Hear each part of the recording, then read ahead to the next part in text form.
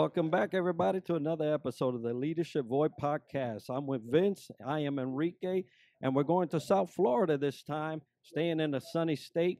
And we have a great dynamic duo to bring to you. Vince is going to introduce.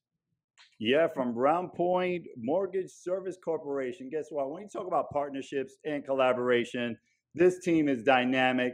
We're just awesome to have them on the show. We're awesome to partner with them. But let's dive in. Let's talk to Ronnie and Pete a little bit more about their background. So, welcome, guys. Tell us a little bit about yourselves. Hey, how's everybody doing? What's up, guys? How you doing? All right, we're doing good here. This is high tech. I mean, this is something special. Thanks, guys, for inviting us into your house. I'm Ronnie Ith. I'm here with Pete Ripich. Hey, guys. How you doing? Otherwise known as Mr. 22. I'll tell you about that a little bit later. So we're super excited. We were introduced to Vince and Enrique a couple of weeks ago. We had been following them online with their podcast and the Leadership Void and everything they have going on. And we said, we got our company involved, and we said, we need to help support them and get their message out and help combine forces. Because for those that don't know, Pete is a lieutenant colonel in the Army. Yeah, that's correct, man. I'm over there at U.S. Southern Command. I'm a commander over there, ops planner, doing great things down there, keeping an eye on Latin America. Also heavily involved in suicide awareness. We did an organization, VREP, but we wanted to get with these guys because we have an office up in Orlando, and we know you guys have a great cause. And I think, us marrying up together is going to really be fantastic. 100%. So, and Enrique and Vince, you both are, military guys as well. So partnering with the home team of Roundpoint Mortgage Servicing Corp. And of course, bringing Pete into the fold is just a natural. Mm-hmm. Yep. Yeah, I tell you that we're so happy to bring you guys in and partner, as you have mentioned, Ronnie. And Pete, I'm so interested in your delivery, the development into this real estate arena. I really want to hear some of your background. How did you go from, being a veteran, being an active service member, and transitioning into the real estate arena? Yeah, great question, man. Great question. Look, I got out of the military. I was on active duty for 4 years over there in Germany. I heard Vince, you were born in Germany, right? That's right, my brother. Yeah, man. I was stationed over in Nuremberg. Nuremberg, man. I love Germany. Great place. So yeah, I was active duty, Germany, 4 years, went to Desert Storm, had some fun over there, came back. When I got back, I moved to Orlando, not far from where you guys are. I moved to Altamont Springs. First time I used my VA loan, bought a house right away. It was really a great experience. So over the years, I kind of traveled around a little bit, and I got into mortgages several years ago now, and just thought it was a great fit. I had a lot of realtor friends, and being a veteran and segueing into the VA loan, I just wanted to teach other veterans about the benefit we have. Look, I think it's the best benefit we have as a veteran. There's no money down, no PMI, and the best thing, I just came from the VA hospital, the best thing, if you're 100% VA disabled in the state of Florida, there's no real estate taxes. I mean, that is really an incredible benefit. Also, anybody that's disabled, they don't pay a VA funding fee. The best deal in town to buy property and investment property, your own property, primary residence, a great benefit for all veterans out there. So just wanted to share the word with everybody and continue to do that and push the mission and push it out there. And I'll tell you a little bit about an organization called VREP that you guys might have heard of up there. It's called Veterans Association Real Estate Professionals, which ties everything together between realtors, mortgage people, title, anybody that cares about veterans, but it's really for that real estate community to get involved with and give back to local veterans. Yeah, that's amazing. And listen, Pete touched on it. Obviously we're one of the largest mortgage companies in the country, right? And one of the things that we specialize in are the VA loans. And to me, I think that the state of Florida has got something so special going on because you guys and gals go out and defend the country, you protect freedom around the world, which, as you know, it's been in the headlines so much lately. And like Pete said, the best benefit as being a vet or even being active military personnel is that VA loan, which allows you to buy the house. And in the state of Florida, many vets, I'm sure you guys know, we'll talk about it more in a little bit, but a lot of vets come out and they're disabled, and it might not be a disability that you can see, like missing a limb or whatever. A lot of times there's disabilities that are hidden, that they're not visible, and by having this rule here in the state of Florida, right, where we can somebody can buy a house, and if you're 100% disabled as a veteran, you have no property taxes. It makes it twice as affordable to be able to buy a home here. It's unbelievable. Not only that, on the high end, there's no more VA loan limit. So I'm doing loans for people $600,000, $700,000, $800,000 loans, 100% disabled, so they're not paying any taxes, putting no money down. Look, as long as your income is there, there's no more county limit, or like a conventional loan, et cetera, et cetera. If you qualify for a loan for $800,000 with your income, go for it, man. And what a great, and let's not even get started on rates, man. Rates are phenomenal. Rates with a 2 in front of it, you got to be kidding me. You're never going to see that again in our lifetime. It's free money. You know what he sounds like? He sounds like every recruiter at every recruiting station saying, it's going to be great. You're going to get great clothes. You're going to eat. You're going to see the world. And you're going to go to Hawaii. Hawaii, man. Everybody wants to go to Hawaii. That's their dream sheet. Hey, so how did you guys, first of all, let's talk about you guys. What branch of the service were you in? How long did you serve for? And then how did you end up doing the Leadership Void podcast? Well, I'll start, since the alphabet starts with the Air Force, and that's me, the greatest Air Force of the world. Yeah, I served 21 years of the Air Force. My family is all Army. I decided, deflect and go with the happier side, the greater side. No pun intended, Lieutenant Colonel. But family. Yeah, but I was very fortunate to learn how to work with these hands, and then cross-train and work with my head in equal opportunity. 21 years after, retired in D.C. Bowling Air Force Base, and from there got my first home. I was excited to use all these benefits, as you mentioned, because we'll also talk about where is Roundpoint at and where can folks get houses from, which is pretty much all over the country.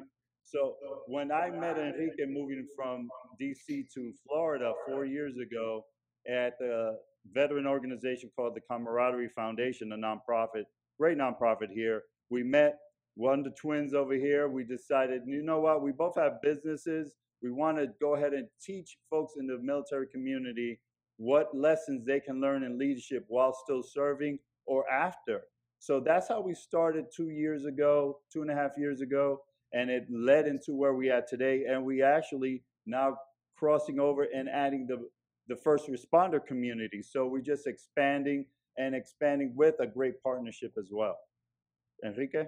A great history there on the Air Force side, Army. Hey, I'm from the purple side of the Navy, meaning that I actually got to serve with all forces.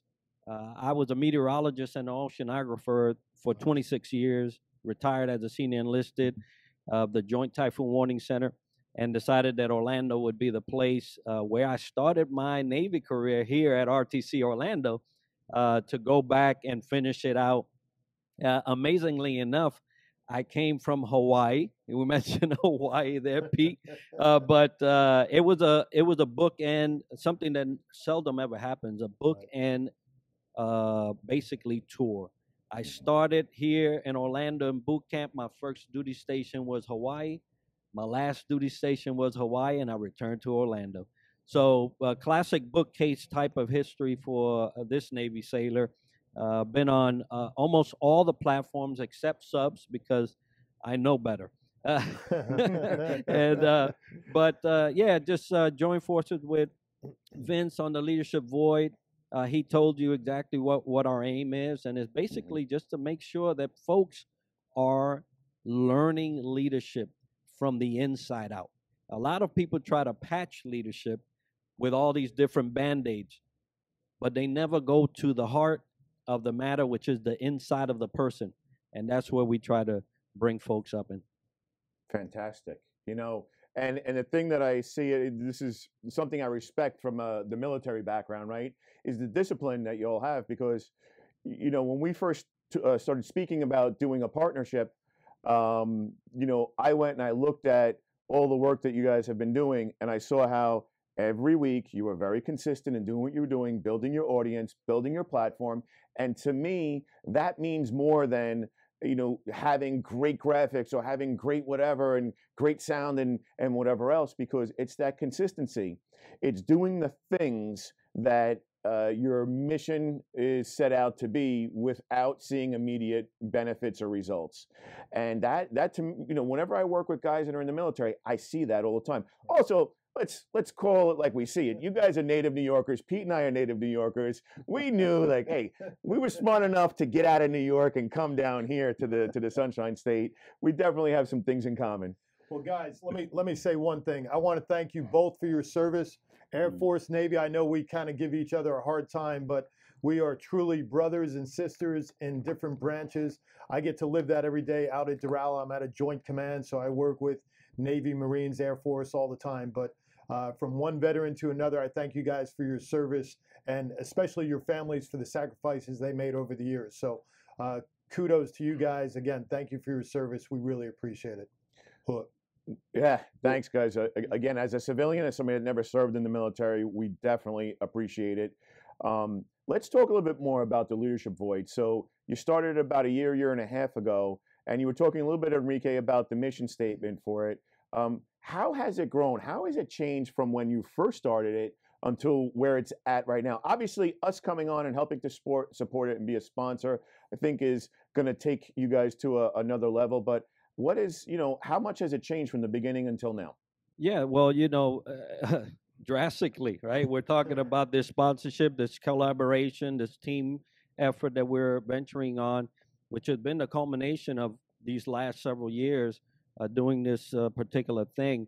But we everybody starts humble, right? Everybody starts with a modest way, and we were just creating and posting, creating, posting. We knew that throughout the lifespan of the podcast, the technology will match our effort, and little by little, things have grown. But what's amazing for us to see throughout this whole trajectory is the caliber of veterans out in our nation and even internationally that have made a great transition post service and are doing things like Pete is doing. That has joined forces with a great company, and they've taken all the resources and all the things they learned in service and are making that organization flourish. Right. I'm sure Roundpoint is being a huge benefactor of Pete and all the veterans that are working for your organization. And that's what we've seen throughout the trajectory of all this podcast and all the episodes, of how great of a transition and the effort and the impact that they're having in our communities now.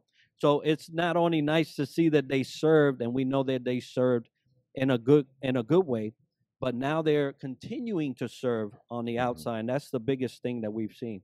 What is it about the void in leadership that we see in this country right now? I have my own opinion on it. I see what's happened. Everybody gets a trophy, everybody gets a medal.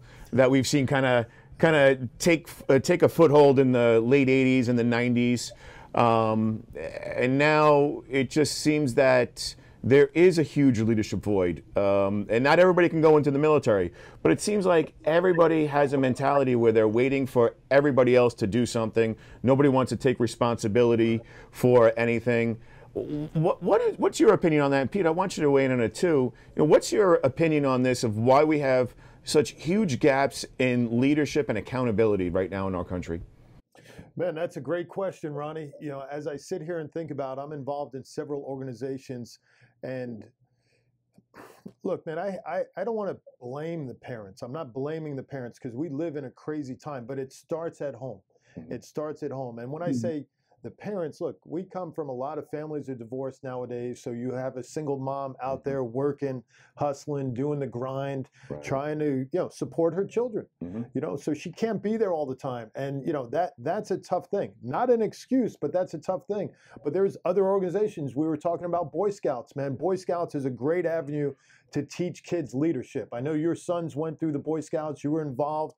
They became Eagle Scouts. Very similar values or lessons similar to the military or to leadership. You know, you can get them in there and they can learn different things. Getting them involved in schools, sports. You know, you mentioned sports, great way to be a leader, but you can't give everybody a participation medal. Right. You know, and that goes back to coaches and, you know, I mean, I don't know, man. It's been crazy, but there's definitely some great avenues. These kids need to be pushed there. Get them off the cell phones. Get them off the iPads. Get them outside playing. When you and I were growing up, man, we're out running in the street. As soon as the light came on at 7 o'clock, you had to be home. I know where you guys grew up. That was the same thing, you know. And honestly, listen, I didn't grow up, you know, in the rough streets of the Bronx or whatever. I grew up in Long Island, just like Pete did. But you know. Like we thought we were tough. I'll relate this story. I don't tell everybody this story. I can remember when I was either 11 or 12 years old. This kid in the neighborhood, who I went to school with, played sports with, or whatever. He wanted to fight me, and he had a baseball bat, a wooden baseball bat, and I can remember running in my house screaming.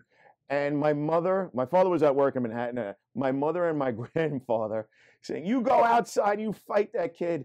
You know, if you stay in this house, he's just gonna bother you anymore. You gotta go outside and fight him." And they threw me out of the house and closed the door. And they opened up the windows and sat like this on the windows, watching me basically have to fend for myself and getting my ass kicked.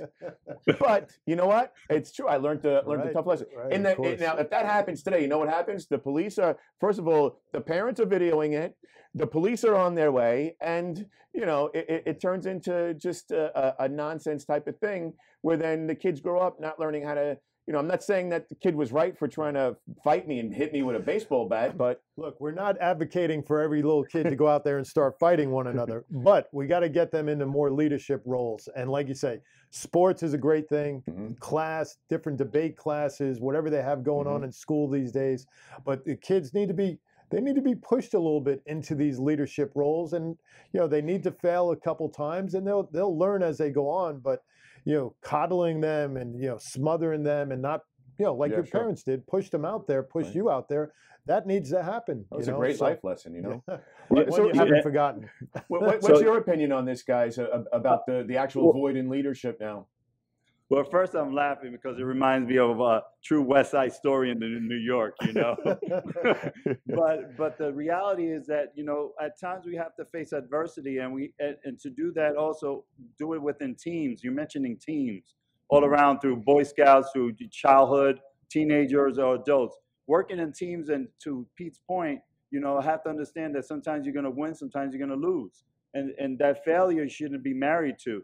You have to embrace it, but you can't marry it, you know, divorce it, because that's what it's all about. You have to understand that we don't see this trajectory of everyone winning or everyone having this $1 million paycheck at the end of 2 weeks. So it takes time, it takes a team, it takes an effort, and you have to get those losses, because that builds your character, builds your strength, and it's part of this void that we have to understand that we all are not in a perfect society, in a perfect world, and there's no straight line. It's always potholes, curves, and so on. So it takes that team, it takes someone to give you feedback critically, and you to listen. Talk about inside out. You have to be understanding that let go of my ego. It's not all about me. It's all about all of us. The synergy of a force multiplier, taking that knee and saying, you know what, thank you for that. I'm learning from you.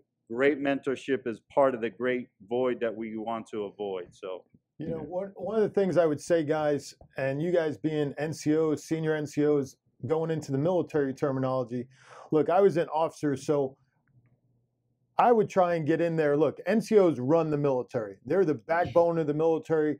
They do all the, quote, work.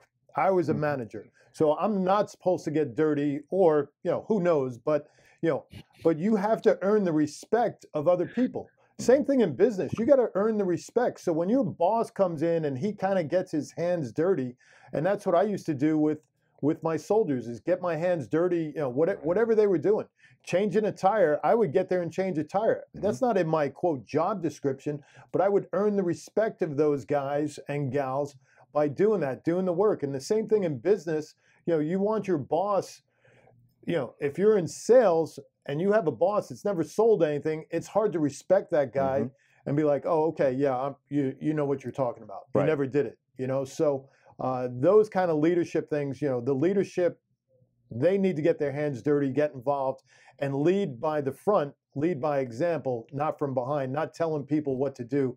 That's not leadership. So we got to get more people leading from the front, and Enrique, there's a great meme that I've seen where it shows the difference between a leader, like a true leader, and a fugazi leader, right? Where it's got the soldiers are lined up, and in one picture the leader's at the front leading the way, and that's true leadership. And then in the other one, all of the lower people are in front of the leader, and the leader's there behind them telling them go do this.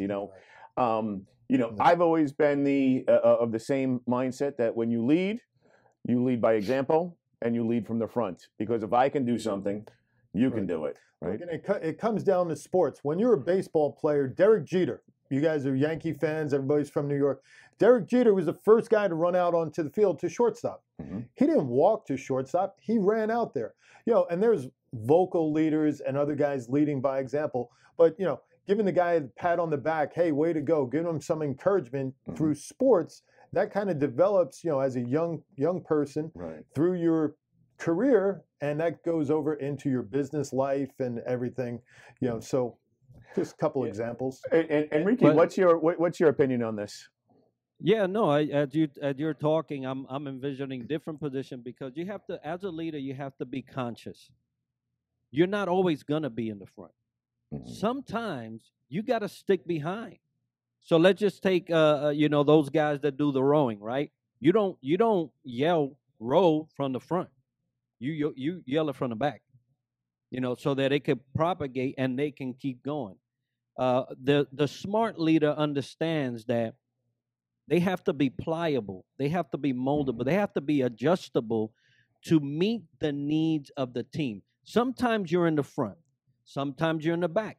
And Pete, you can attest to this, and so can Vince. When you run an information and you're calling cadence, you don't call it from the front or the back. You go to the middle, right? So that's what leaders need to understand. Are you conscious enough to know what your position is required to be for the benefit of your team?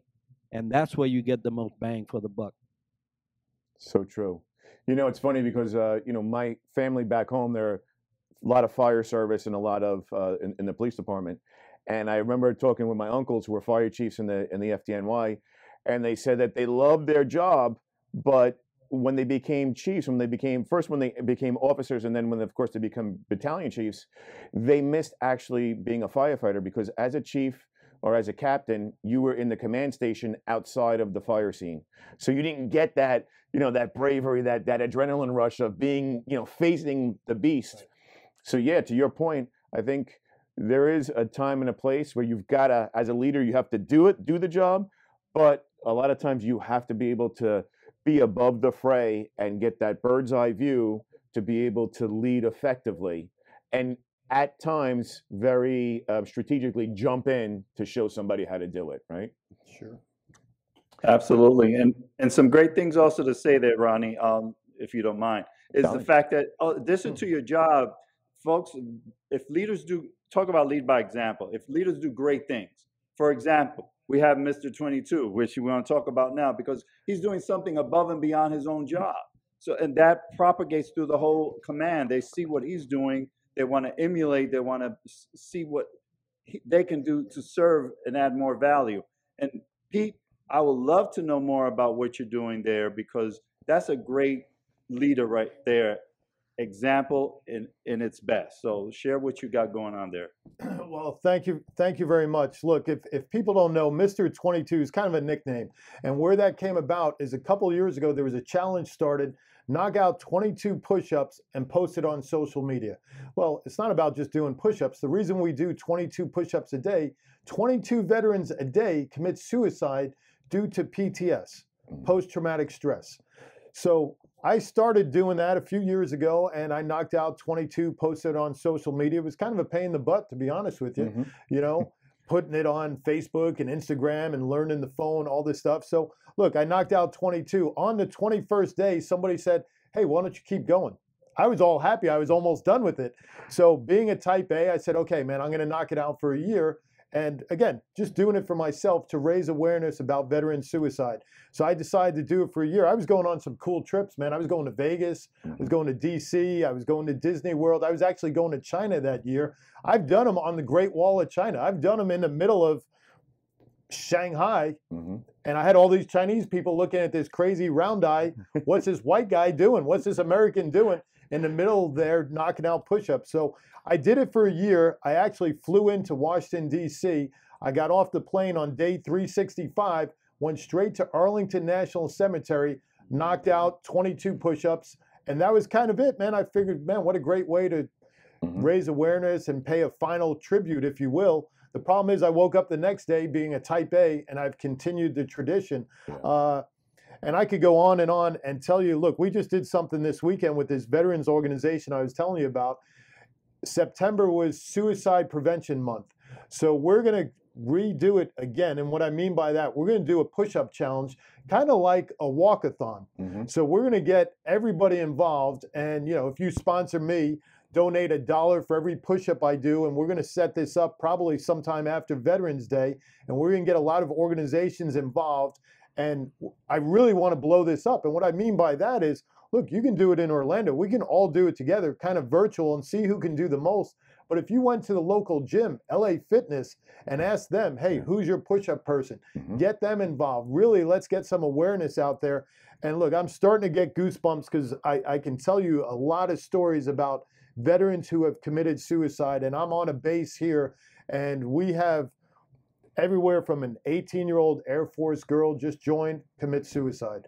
42-year-old guy, former baseball player, married, couple kids, goes home, shoots himself.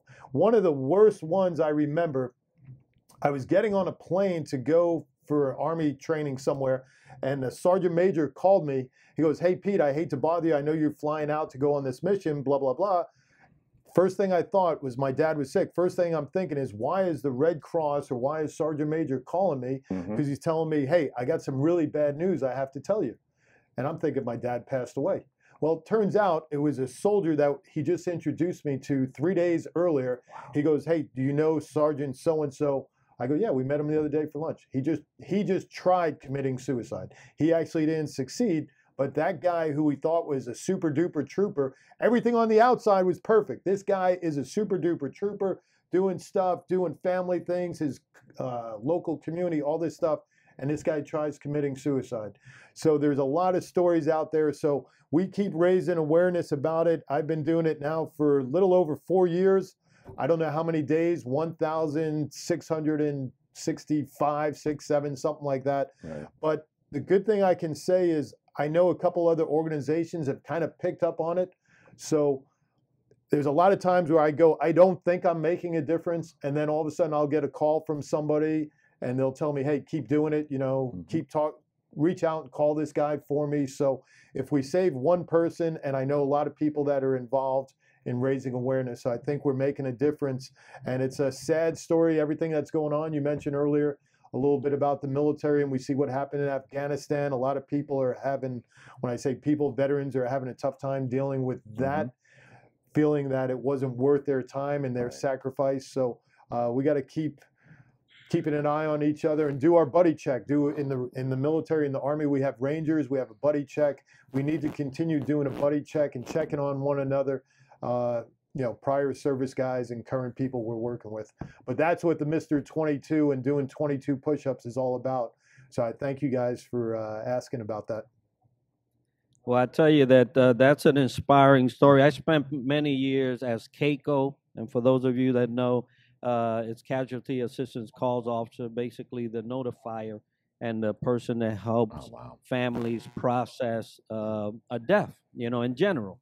But there were a lot of those times that it was by suicide. So I understand that full well. I also served as a suicide prevention coordinator. So, you know, it's a great initiative that you've continued, and that legacy will continue to grow. And you do make a difference, you know, and I understand with the situations that are going on today and that we just experienced that, you know, some people may feel like it was not worth it. But what I tell, and I try to tell members about that, if you came back, your mission was complete. You did your job. Don't tie yourself past the mission because you did what you went there to do at the time that you did. So that way you can have some solace and say, you know what, it wasn't for nothing. My mission was complete. And so, so we try to do that. But Pete, earlier we had spoke about, how happy I was to be speaking to you guys at Round Point, and you specifically because you are a veteran that moved into a community not your own. This is just something that you went into and you made it your own. You made it successful. And I know there's a lot of military and veterans and even military spouses, first responders that are listening to this podcast right now and are saying, you know what, man, Pete did it. How can I do it? So give me a little bit of background about that whole thing. And I know you mentioned a little bit earlier, but how did you make the transition to that? Yeah, look, it was, where do I start? And I got out of active duty in 92. I was in Orlando. I went from Orlando, North Carolina, moved down here to Miami a long time ago, man. Seems like it was forever, about 25 years ago. So now I'm starting to date myself, but 25 years ago. And eventually I got into the real estate. The real estate world's kind of easy down here. And what I mean by that is anybody can get a license. There's not a lot of requirements to do that. Maybe there should be more. That's a whole nother conversation. But I got into the real estate world and didn't really like real estate and thought mortgages, my background, engineer, master's in business. So I do a lot of stuff with numbers, used to be a financial advisor, trader, all this stuff. So really thought it was a great segue just to get in there. And I knew all these realtors. So it was really pretty easy to talk to them about helping them out, helping their clients on mortgages. As far as the VA, like I told you, I've used the VA loan myself, so that was an easy thing. And being in the reserves, I've been in the reserves. I got out of active duty, I said, in 92. I've been in the reserves that whole time. So I got out of the reserves 2004. I had a break in service, came back in 2018. That's a whole nother story, but came back in after being out 14 years, came back in 2018 to finish up my last 5-6 years here. So that was great. But I've always been involved in that veteran community because of the reserves, going to active military bases, being involved in this VREP and some of these other nonprofits that cater to veterans. So it's a great opportunity for me to help educate veterans on their benefit of the VA loan. Look, and it's a nice living that I get to make. But more importantly, I get to work with other veterans. I tell them, look, man, I got your back. Who are you going to trust, man? From one veteran to another, I'm going to make sure you don't get screwed. You're not going to get screwed over by any of these other vendors. We work with a lot of veteran-friendly vendors that are going to give them a discount. We're going to make sure they get an amazing rate. We're going to make sure they're taken care of because that's what we do as veterans. We take care of our fellow brothers and sisters, and whether that's educating them on the VA loan or helping them out, suicide prevention, whatever it needs, man, that's what we do. We have that core, that brotherhood and sisterhood where we help each other out in any way we can. So I really enjoy it. I love, obviously, working with veterans, helping them out, and making sure they are able to achieve that dream of home ownership. Yeah, I think it's great because, he speaks the same language now. Getting out of the military, but still staying involved. It's one thing if you were in the military and you got out 20 years ago, but you've stayed involved, and there's a lot of times when I'll try to call Pete and he can't answer the phone because he's out at Southcom, right? And he's there all day or whatever. So even though he's in the reserves, he's the most active guy I know in the reserves.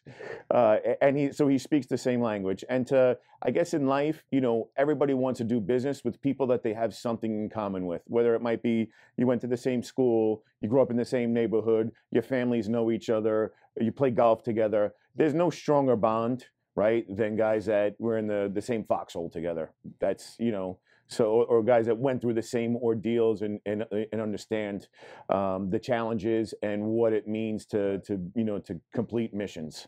So, my hat's off to Pete, my hat's off to you guys we are at the home team of Roundpoint Mortgage Servicing Corp. We are super excited to be doing this every single week with you. Of course, we won't be on it every single week, but we'll be there behind the scenes helping to promote it. We'll be there supporting you guys. And Pete's got a Rolodex of people in both the real estate world and the golf world down here in Southeast Florida that will have the veteran tie-in, and they'll be right here on your guys' channel, and of course on the home team of Roundpoint Mortgage Servicing Corp's channel as well.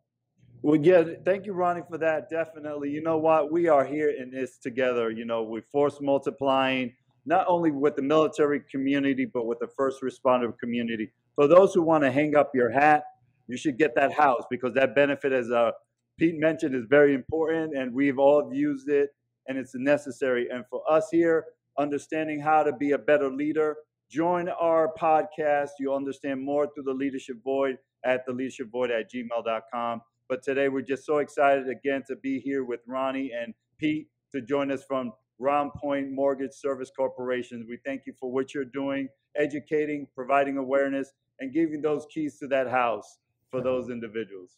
Awesome. Sounds great, guys. Thank you. You got it, guys. We'll see you next time right here.